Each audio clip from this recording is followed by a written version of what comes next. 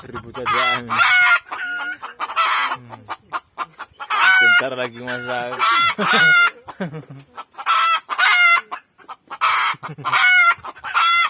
Ini di kebun guys. Ribut aja ayam.